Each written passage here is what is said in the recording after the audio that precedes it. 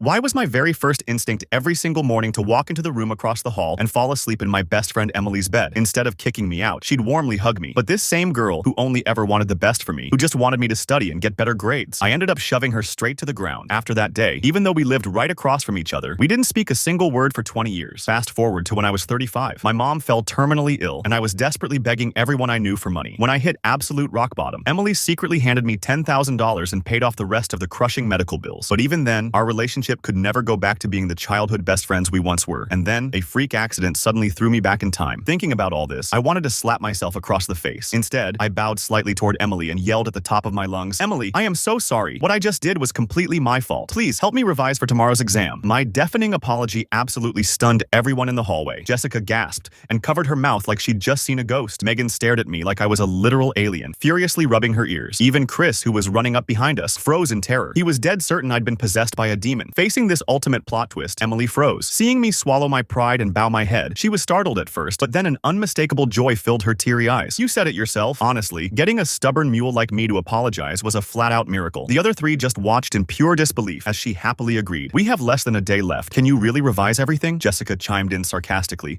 pouring salt in the wound. "Emily, he literally just pushed you to the ground. You're melting over a simple apology? No matter how hard he tries, one day of studying won't get him into Lincoln High. You guys are destined to end up at different schools anyway, so why waste your energy?" Ignoring their ruthless mockery, Emily just shook her head. She let the falling leaves brush past her hair, turned to me with a faint smile and said, "So, you do know how to apologize?" In response, I unexpectedly gave her a thumbs up, pointed to the bright red handprint on my cheek, and praised her with dead seriousness. That slap was phenomenal. It knocked some sense right into me. Hearing this, Emily was completely dumbfounded. She looked down at her delicate hands, and a crazy thought popped into her head. Was that slap really that effective? The next second, her eyes shifted, locking dangerously onto the other, unslapped side of my face. Sensing the danger, I gasped, took a huge step back, and covered my cheek defensively. "No, what are you thinking?" Caught red-handed, Emily blushed. She quickly looked away, nervously told everyone to go home and study, and swiftly changed the subject. After school, Emily and I parted ways with the others at the intersection. Under the blazing June sun, she wiped the sweat and tears from her forehead. Even in a baggy school uniform, her natural beauty was undeniable. But walking next to her, I was dead silent. Even though this was a memory from nearly 20 years ago, the grim reality of my future was stamped into my brain like a brand. I clenched my jaw, remembering the nightmare that was about to unfold. In my past life, my parents ran a rundown diner day and night just to put me through school. But my high school entrance exam scores were so pathetic, I missed the worst high schools cut off by just 3 fatal points. I tried learning the guitar to become an influencer, but the short video market chewed me up and spit me out. Completely unemployed, I ended up working as a delivery driver, eventually selling street noodles just to survive. I was grinding day and night, scraping by like an insect. Want to see how I change my fate? Like, subscribe, and comment part 2 right now.